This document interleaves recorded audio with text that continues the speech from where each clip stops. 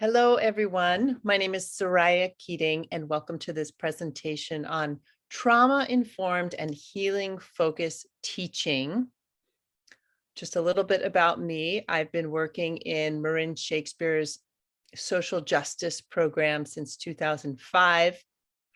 I'm also a registered drama therapist and a licensed marriage and family therapist, as well as a teaching artist for many years. So with my background in therapy and in teaching in prisons, I'm hoping that I can integrate some information that I've been educating myself in through the years and bring it to you to spark some discussion and inspiration for your own work in prisons.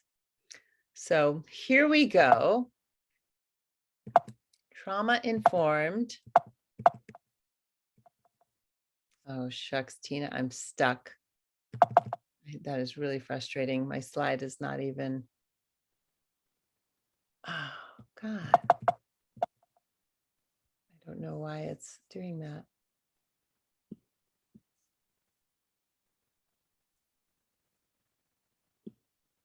All right, I think we have to stop and start over, or maybe I'll try this on my iPad. This is just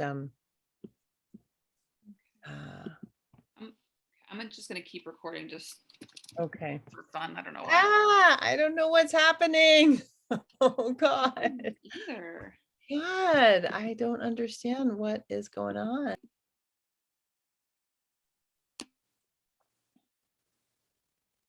Hello, everyone. My name is Soraya Keating, and I am a registered drama therapist, also a licensed marriage and family therapist. And I've also been working as a teaching artist in Marin Shakespeare's prison programs and their social justice programs since 2005.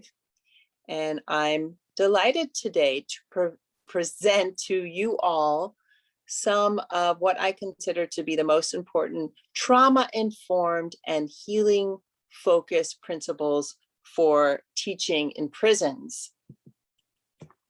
I want to begin with a quote, and this is a quote from an anonymous source. Healing doesn't mean the pain never existed. It means the damage no longer controls our lives. And I think this is a really important quote in terms of looking at how we work in a trauma-informed way. Now, when we're working in prisons as teaching artists, we're not therapists. That's really important. But it's important to recognize that what we want to bring to our teaching work is an environment that helps people to cope with life in their everyday triggers, and in particular, cope with any trauma responses that they still might be having from either past or present trauma.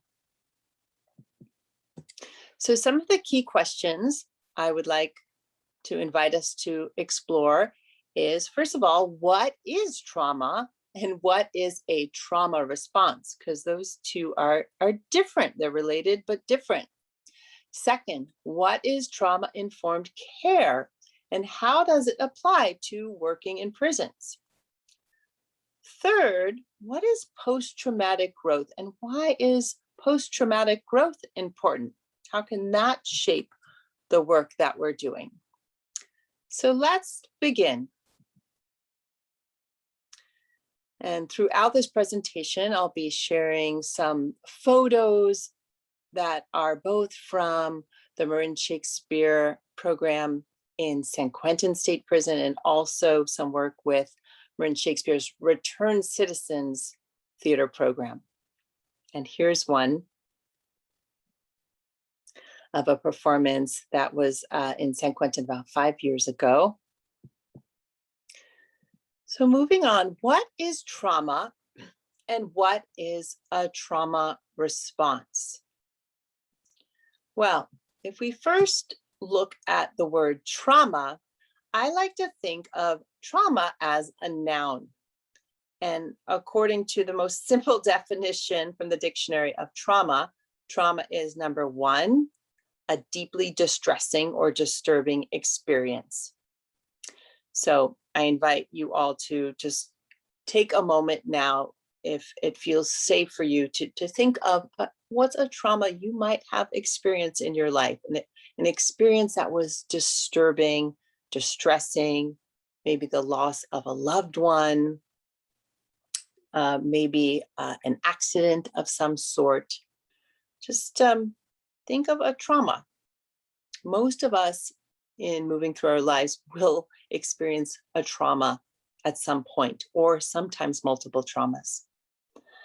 The second definition of trauma as a noun is trauma as a physical injury to the body. And that's a more technical decision, a trauma to the body, like when we break our arm, or get some sort of laceration or something like that. Okay, so that's trauma as a noun. We can further delineate trauma in a more nuanced way. We have acute trauma, again, trauma as a noun, things like death, natural disasters, war, combat, serious accidents, rape, and you can read the list here on the right side of your screen. Now, chronic trauma is what results from repeated prolonged exposure to these highly stressful events, or to these acute traumas. And then third, another type of trauma is something that has become more popular to talk about in the last 10, 15 years, and that is complex trauma. And complex trauma results from exposure to multiple traumatic events, but those events are not always as extreme, at least not always on the outside. Some of them are, but nevertheless, they can have some long-lasting effects. So things like fundamental betrayal of trust in a primary relationship. If a parent is just not able to be there for a child in the long term, for whatever reason, maybe the parent is depressed, for example, that could be an example of complex trauma, as could cultural dislocation, a family that needs to flee their country. That is another example of what we might call complex trauma. Okay, now moving on to trauma as a verb. So we have trauma, we have things that happen to us, the noun, and then we have what we call a trauma response. And I like to think of trauma here as a verb, or trauma response as a verb, because different people can go through different experiences, the same experience that might be a trauma, like an accident, for example. Someone might get into a car accident. However, one person might have a mild response to that car accident and be doing okay a couple of weeks or a couple of months later, whereas another person, same car accident, might have what we call a trauma response, where years later, their nervous system is still engaged in these ways of coping that can be distressing. So a trauma response is, to read what's on the right side here, is what happens in humans in response to a distressing event or series of events that overwhelms an individual's ability to cope. And this can cause feelings of helplessness. It can also diminish one's sense of self and one's ability to feel a full range of emotions and experiences.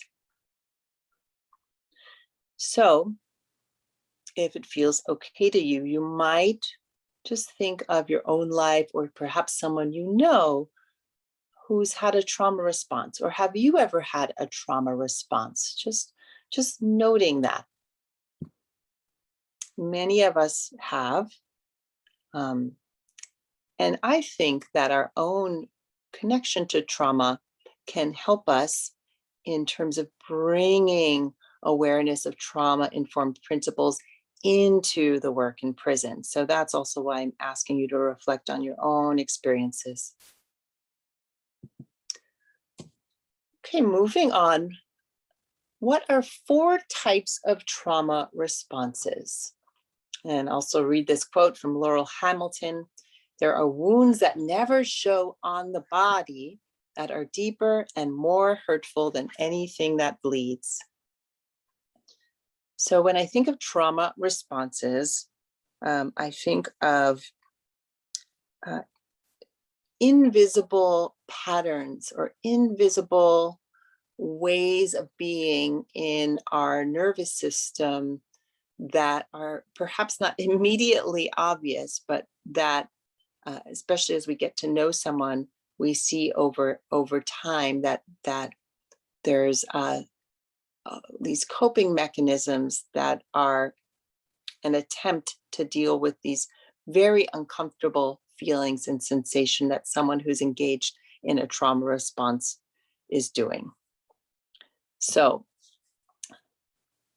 4 types of trauma responses are fight, flight, freeze, and appease.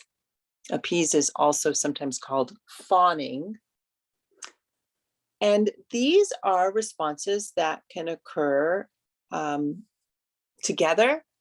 A person might do both fight and flight, or fight and freeze, for example, or you might have someone who's having a trauma response. It more typifies one of these 4 categories. So it can be mixed up, it can be a solo response, but examples of each. With the fight response, people tend to be hypervigilant. Hyper aroused is another word that comes to mind, constantly on guard, easily startled. You might think of either someone in your own life or perhaps people you've worked with who show this kind of ready to fight, ready to be on guard because inwardly they don't feel safe. Inwardly, there's a threat. Even though there may or there may not be an outward threat, inwardly there's a feeling like there's a threat. And so the response to that threat is, I'm ready to fight. Number 2, the flight response. What we see there is when people become detached, disengaged. This can also show up as agitation and anxiety, and even a need to stay busy all the time, perfectionism. People in the flight response are trying to get away from what's overwhelming to them. So they become detached or anxious, or they can also be unconcerned about others because being concerned is too much. So that's number 2. Number 3, the freeze response is shown when people have difficulty concentrating or making decisions. They become even more dissociated and isolated. So their whole body, just you can think of their body kind of frozen in a state of just shut down. Also associated with the freeze response is hopelessness, fear of trying new things. So again, you might just think of people you work with who show these behaviors, or people you know in your life. And finally, the appease response, number 4, or the fawn response, looks like people-pleasing behavior. So in people with this kind of trauma response, there's a loss of self, little or no sense of their boundaries. They might stay in violent or abusive relationships. And that's the appease response.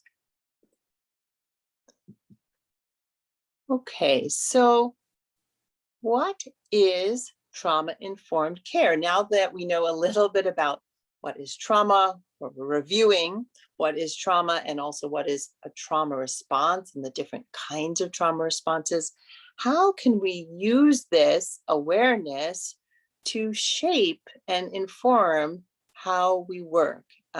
And particularly for this presentation in prison settings, but anywhere we're doing our work, in schools, hospitals, wherever.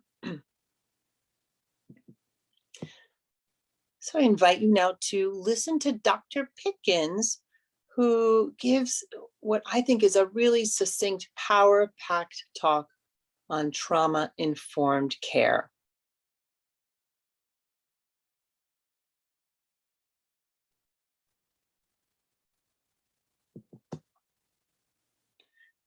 So I hope you enjoyed that brief talk from Dr. Pickens, and you can listen more to Dr. Pickens online if you wish. So to me, trauma-informed care is nicely summarized.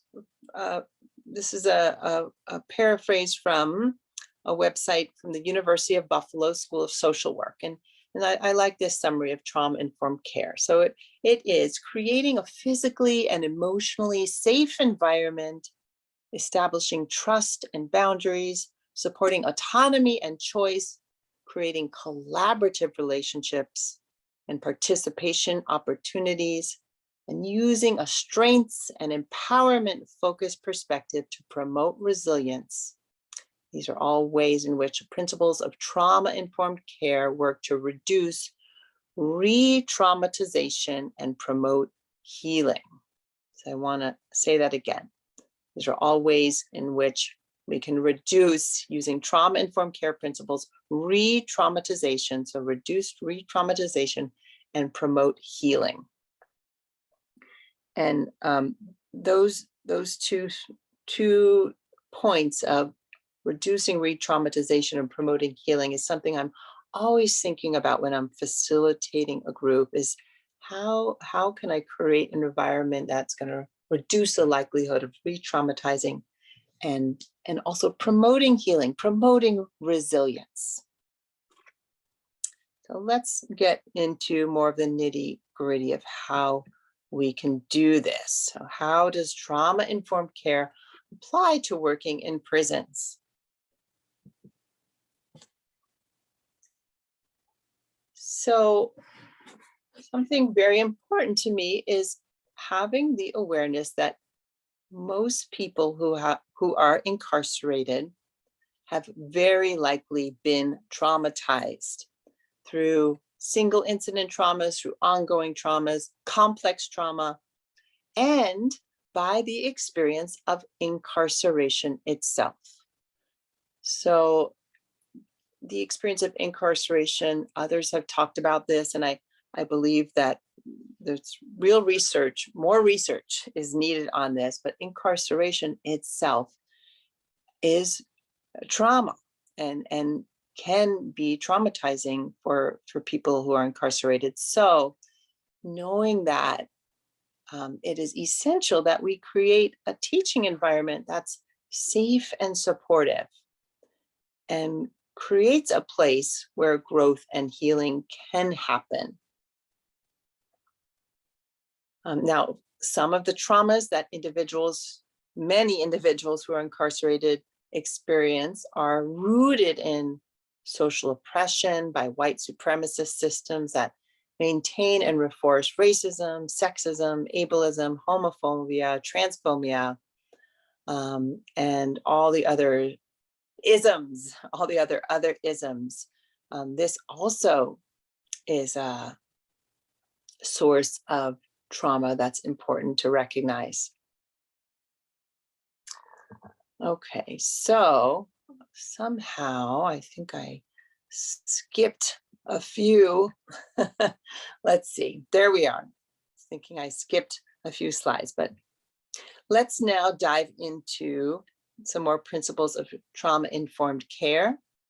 And I invite you to listen to this brief talk by Dr. Nadine Burke Harris, who will share about 3 trauma-informed practices. And then I'll share also in more detail about these 3 and others.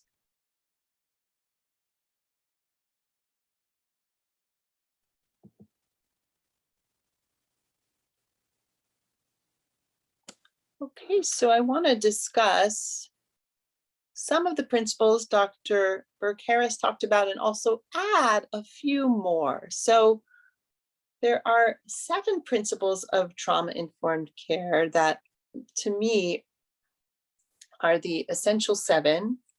And also as an organization, Marin Shakespeare has identified these. And let's dive into them a little more here. So first and foremost is the principle of safety. Now, in the world of therapy, there's a saying that without safety, nothing is possible. Without safety, we get stuck in a kind of survival place where our nervous systems can't relax and no growth can happen. So creating an environment of safety with our students, co-creating that environment is an essential first step in terms of offering a trauma-informed care environment. And how do we do this? Well, I think we start by how we are within ourselves. So being a safe person by bringing qualities of warmth and welcoming, unconditional love and acceptance. Also creating an atmosphere where we co-create agreements with our group, where those co-created agreements and also expectations are clear to everyone. And those agreements are also fluid in that they might need to change over time. We also attune to each person individually to sense, what do they need? Do they need more closeness, more distance? Sometimes creating safety means backing up, backing away, not engaging, knowing when, okay, I'm not gonna invite that person to share again. I maybe ask them twice, they're not wanting to share. Creating safety means, okay, they need to not share, and that's what is good for them. Also spreading our energy and attention throughout a group rather than focusing on just one person. To me, this is another essential way we create safety, by showing everyone through our behavior, I care about you.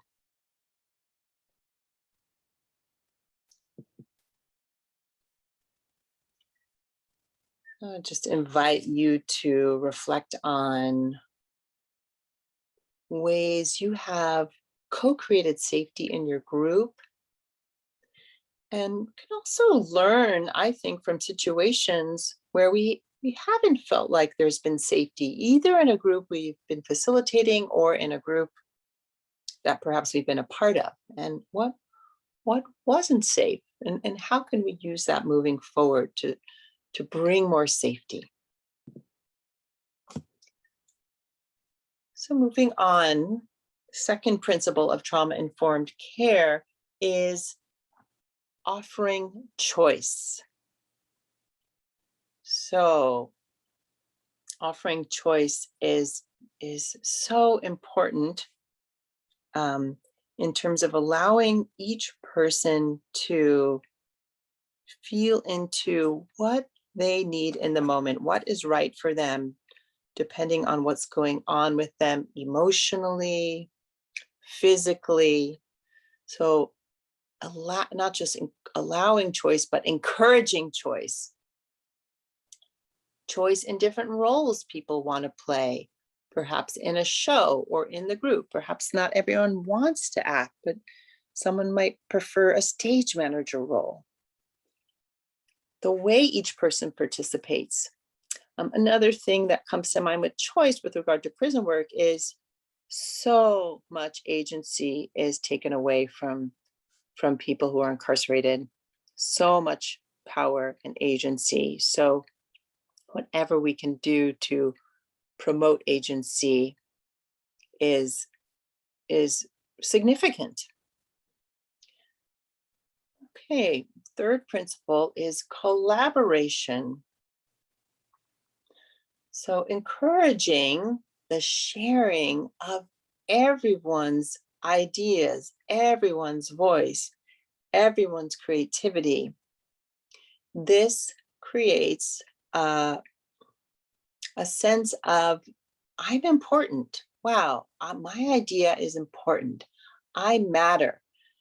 Trauma, as we talked about before, can really diminish one's sense of self, one's sense of being important, sense of ability to do things. So creating a space where collaboration is a guiding force can bring back individuals' sense that, yeah, I do matter. So we can create collaborative tasks.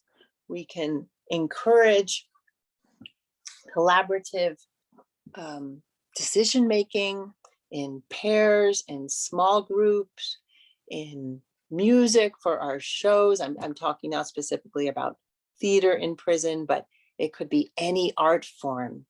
Let's say you're making a mural, it's a beautiful collaborative project. So whenever we can promote collaboration, that's a good thing and very aligned with trauma-informed care.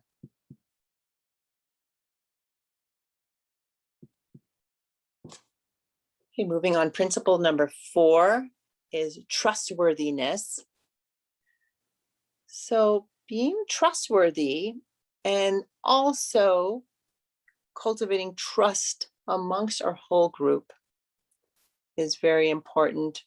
But in terms of us as facilitators being trustworthy, it's essential to be reliable and consistent, follow through on what you say you're going to do.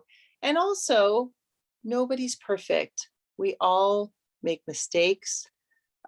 We all do things at times that might trigger others. So being real and transparent about making mistakes, about if we do trigger someone in a difficult way, just being authentic. You are human, and that helps with creating trust. Number 5, empowerment. How can we empower everyone in our group or co-empower? Well, one way is letting each person move at their own pace. This is related to choice and agency, again, encouraging agency as much as possible.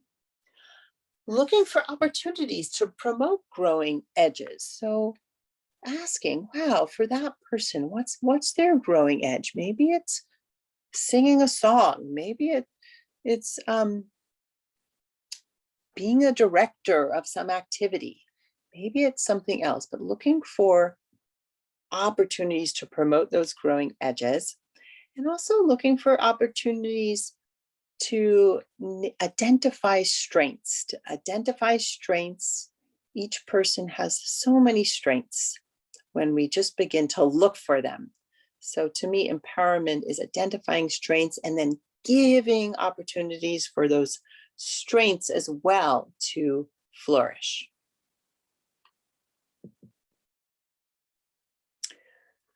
I love this picture from The Tempest of several of our ensemble at San Quentin holding another participant up. And to me, this is an example of the trust that was built in this group, that we were able to do this kind of thing in one of our performances. Okay, moving on now to principle number 6 is cultural competence. So also key to trauma-informed care is being aware of our own biases based on our own cultural background and diverse background. What is my own bias, for example, of, wow, what do I think looks like, quote, good participation? Well, I'm probably biased on that, depending on, we all have our experience of what good or healthy participation looks like. And so being aware of that and being able to put that aside is really important. Creating space for, well, from that person's diverse background, what does healthy participation look like for them? Or health or sharing of emotions is another one. There's all sorts of differences in how we express, how we share emotions depending on our diverse background. So creating space for those differences and being humble and aware of our own biases. Cultivating awareness, knowledge, and skills of understanding and connecting to people of various cultures and diverse backgrounds. And I would add to that, creating opportunities in the work we're doing in whatever art form it is, theater, dance, visual art, poetry, for people to share and celebrate what's important to them from their own diverse background. And finally, getting to know who's in your group and what's important to them, what matters to them, what is their in their value system. Also part of cultural competence. Now, number 7 is a trauma-informed care principle that added by Marin Shakespeare, which is about doing our own inner work and our own inner growth. So continuing to do our own inner work by reflecting on our successes and our challenges, and really taking the lessons from both, from the successes, from the challenges, having that ability to honestly reflect on what are our habits, biases, or limitations, and ask what are my growing edges? Can I identify them? Can I step back enough to see them myself and or receive feedback from others about my growing edges, and then take steps to grow and ask for support.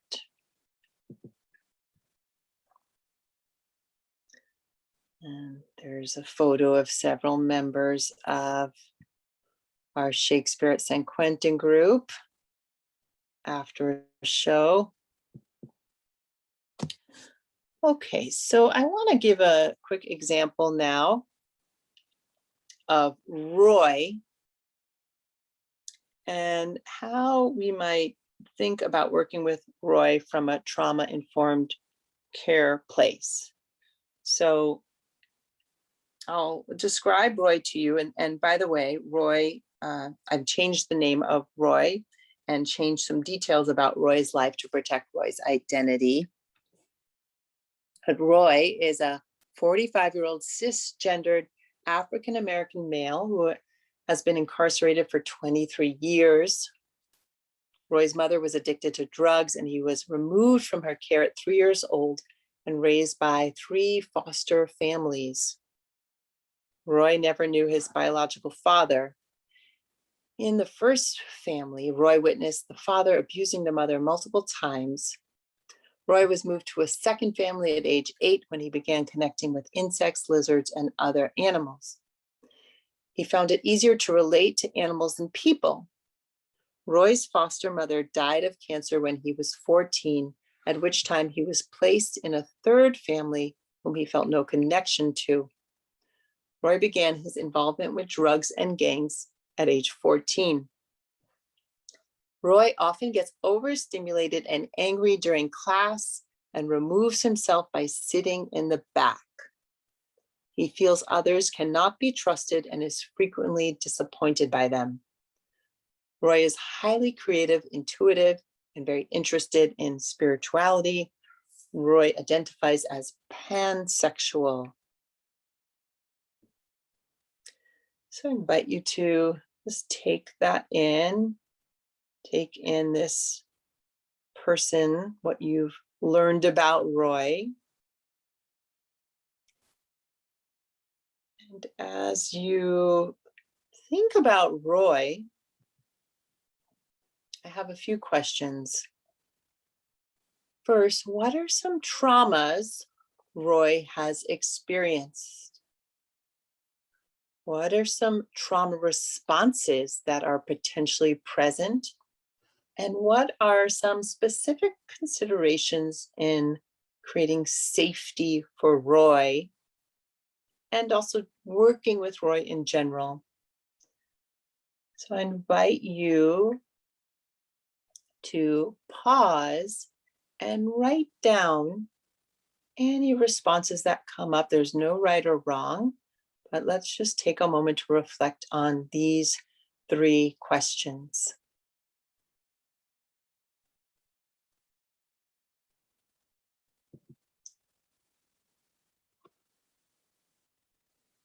So when I think of Roy, and in this brief description of some of the elements of his life, there's multiple traumas here, including Roy's mother being addicted to drugs. That for Roy, being removed from her care at 3 years old, I can imagine was traumatic for him. Now, of course, we talked about the difference between there's trauma and there's trauma response. So we don't know. We don't know always, wow, that trauma created the trauma response, but we can make our best guess. We can, given the situation and also given what a person shares or what they share through their body, through how they're acting, we can imagine what might be trauma responses. So that's one. Also, the absence of his father. That might have been another trauma for Roy, as was witnessing in his first foster home, the father abusing the mother.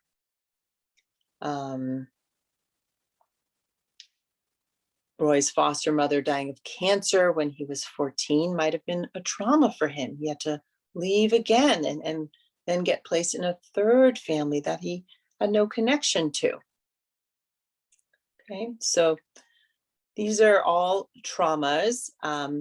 May have been more traumas that took place, Roy being involved with gangs and drugs.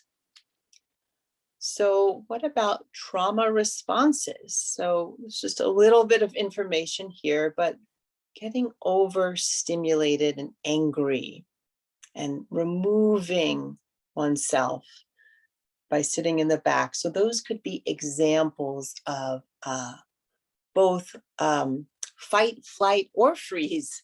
So the getting angry would be more of possibly a fight response, whereas the flight and the freeze, the getting overstimulated, needing to remove, and it's a potential trauma response. Also feeling that others can't be trusted. I can't trust anyone. That's another common trauma response, being disappointed by others. Just also want to point out that these trauma responses are not pathological. They are coping. They are actually, our nervous system is showing, wow, this is how I'm going to cope and get by. And they're actually strengths.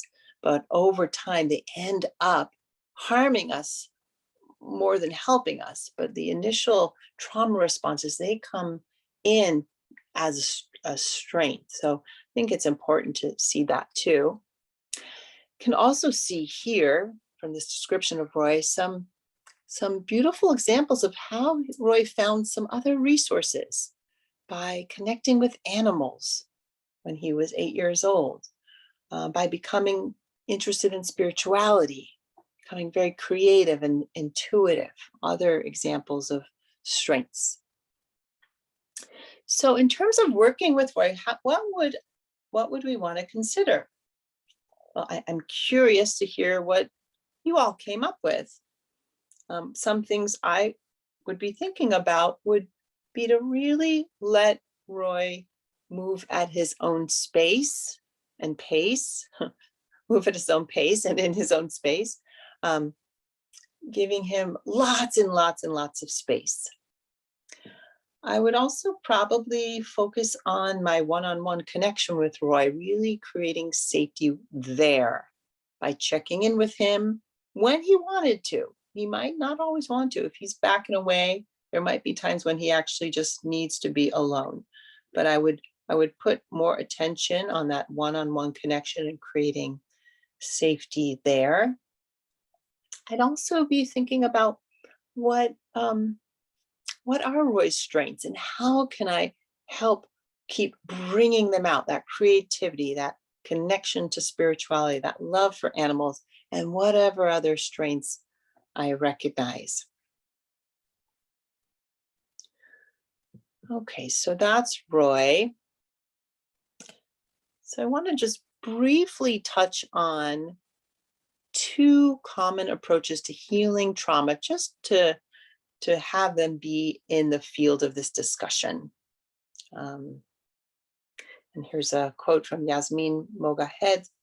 Perhaps the most healing words you can say to another person are, "I love all of you."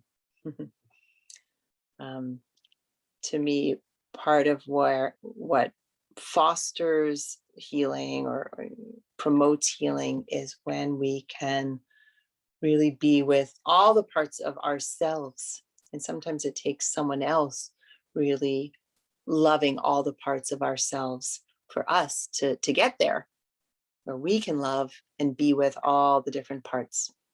But in the world of healing trauma, there are traditionally two approaches, and they're called bottom-up approaches, where we work with the body and the breath to both soothe ourselves and release stuck emotions. So we're using bottom-up approaches, we're regulating our nervous system. And in these kind of approaches, retelling a story about what's happened to us is not considered necessary. It might happen, but it's not considered necessary. Whereas the second approach, top-down approaches, work with the mind to rewire our thinking. And we soothe and regulate the nervous system by changing our thinking. And in this approach, retelling an empowering trauma narrative is considered to be important, where we look at our trauma, we look back, and we see it from an empowering place. Okay, so we've covered what is trauma, what is a trauma response, and the types of trauma responses, and how can we bring, or what are the principles of trauma-informed care, and how can we bring that to our prison work?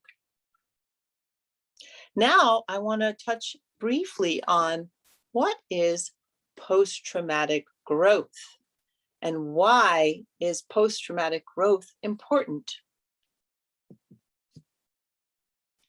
I love this quote from Karen Samuelson.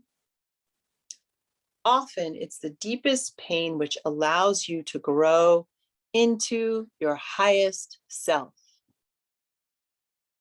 I'll say that again. Often it's the deepest pain which allows you to grow into your highest self. So I want to invite you in this moment to think of something really hard, really painful you've been through. And how did that help you to grow? Or how have you grown from getting through that really painful experience? What gift came from that really hard time, a really hard experience? Or maybe it was years of a difficult challenge you were going through. So whatever way you grew from that painful experience, that to me parallels this idea of post-traumatic growth. So I invite you to listen here to Dr. Tamara, who briefly describes post-traumatic growth in this video.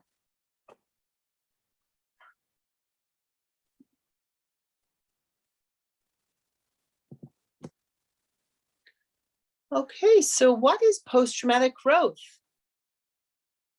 Well, according to Tedeschi and Calhoun, post-traumatic growth is defined as the experience of individuals whose development, at least in some areas, has surpassed what was present before the struggle with crises occurred. The individual has not only survived, but has experienced changes that are viewed as important and that go beyond the status quo.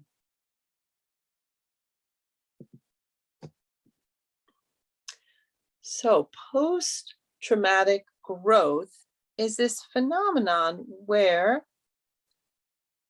we not only get through trauma, not only survive trauma, but actually we end up becoming wiser, more loving in our hearts, and all around just bigger human beings, or bigger in the sense that there's more of us, more of our strengths are able to be integrated, having gone through whatever trauma we have gone through. So some of the ideas that are important here when we think about facilitating groups is we focus on strengths instead of weaknesses. This is a basic factor in recovery. We welcome weaknesses.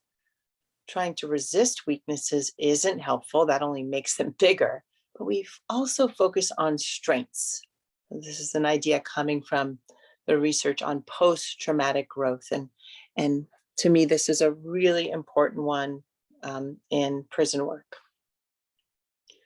It's important to know that between 30 and 70% of people who have been traumatized report positive changes as a result of what they have been through. So again, helping people who have been traumatized to grow and see the positive changes when they're ready to do so.